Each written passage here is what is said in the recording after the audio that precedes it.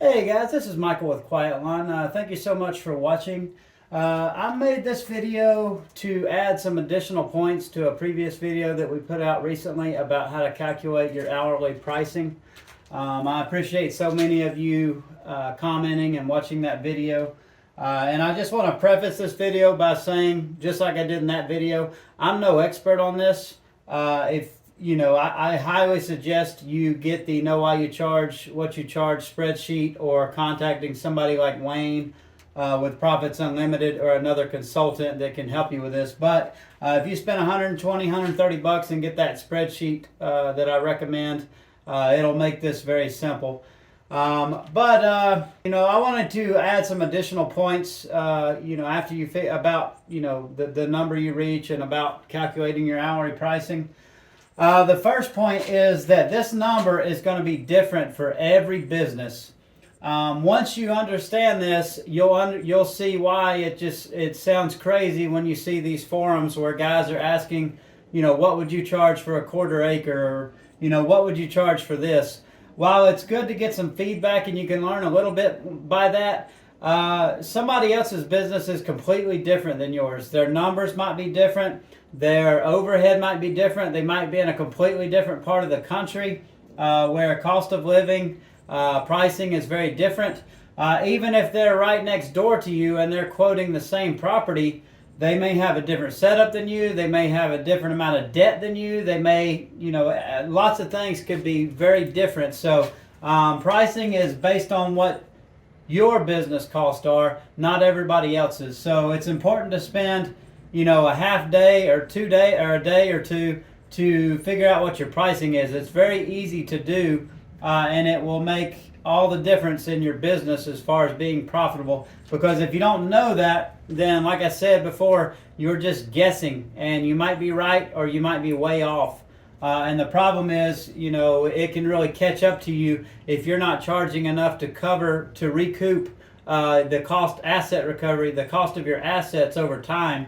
And if you're not charging enough to replace your stuff, your trucks, your equipment, to pay all of your taxes, your insurance, and the probably 50 other things that you have, other expenses you have with your business, then eventually that's going to catch up with you and you're going to go out of business. So this is a nice way to help you figure all that stuff in so that you can continue to operate profitably and be able to grow. So your hourly rate is different for your business, is different for every business. It's different for every service. So, you know, it's going to be, your pricing for mowing is going to be very different than it is for, let's say, mulching or gardening services.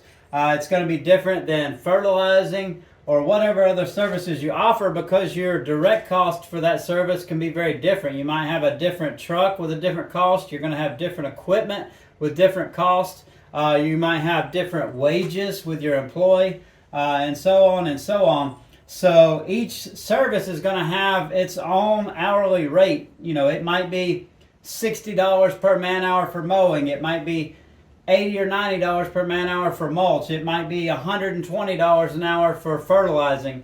And those are just examples. You know, like I said, you're going to have to calculate what that is for you. But that changes for each service based on all those factors. And, you know, the desired profit margin for that service, which is going to vary by service. The only thing that is going to be the same across all of your calculations is your percentage for your indirect cost and your overhead, which I explained in the previous video.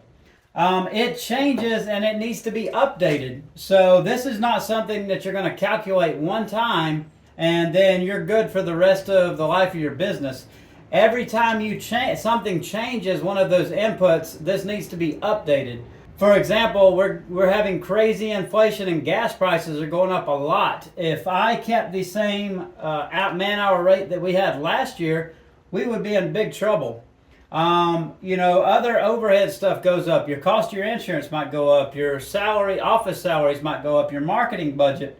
All that stuff goes into this number, and that stuff needs to be updated either yearly or twice a year. Or when something big changes, you know, if you're mowing and you go from a $5,000 mower to a $15,000 mower, or you go from a used $5,000 truck to a $50,000 truck, that's obviously going to greatly impact your cost of operation. You know, how much you need to charge per hour to recoup that cost. So this is something that you'll be constantly updating. The first time takes the longest, and then it's pretty easy to update after that. And it's actually really fun because, like I said, you have the peace of mind knowing that you're charging enough to cover whatever your costs are. You need to make that rate from clock in to clock out. So this is a big question. Let's say you figure that you need to make $60 per hour, per man per hour for mowing. The next question is, do you just need to make that $60 per hour while you're on a job site? Or do you need to make that through the whole day? The answer is you need to make that through the whole day. So if you go out and work 10 hours with one guy, or one person goes out and works 10 hours, he needs to make $600 in that example. You know, it's not just, you're not just charging that rate while you're on that job. You know, you need to make sure that you build this rate taking into account all the inefficiencies that you're going to have during your day, like the travel time, guys taking breaks, loading and unloading equipment. All that stuff is part of your cost, and if you're not recouping that, then you're losing money and you're not really hitting your hourly rate. So whatever that rate is that you come up with for each service, that's what you need to average throughout the day, including all the other time. Because you, like I said, you can't just, you know, jump in a wormhole and end up on a job instantly. You're going to have to factor in all that cost of travel and everything else, all those other inefficiencies. This calculation is not perfect, and it's based on many assumptions, but it's better, much better than nothing. Like I said in a previous video, no other business operates like our businesses do, and other service type businesses. You wouldn't go in Walmart, you wouldn't go in McDonald's, you wouldn't go in any other business and ask them what their product costs and them not know. They know exactly what their product cost. You know, this product would cost us $3. We mark it up, sell it for $4. This is the only industry, you know, that these types of industries, these service industries, where you get people just guessing. Like, they have no idea what their time cost, and they're just throwing out a number like, oh, I think I need to make $60 per hour. Oh, or I think that's a $50 yard. And they're basing that on absolutely no actual numbers in their business, which is crazy. So it's very important that you have something to go on, because unlike, you know, retailing a product, unfortunately we can't get we're not going to get exactly down to the penny what something costs. So we have to make assumptions in this calculation. You're going to have to make assumptions on your the revenue you think you're going to do for the year, how long you're going to use a piece of equipment. And a lot of this stuff you can use actual data and you can get really close. Like, I can do time studies and figure out a lot of that stuff and get pretty dang accurate. But it's still going to be based on assumptions. But it's going to get you very close, and you know, you can constantly adjust and get closer and closer over time. But it's, you know, like I said, it's much better than just not knowing until it's too late and you're out of business. And finally, you know, the whole point of this is that we are calculating how much our time or our employees' time cost per hour.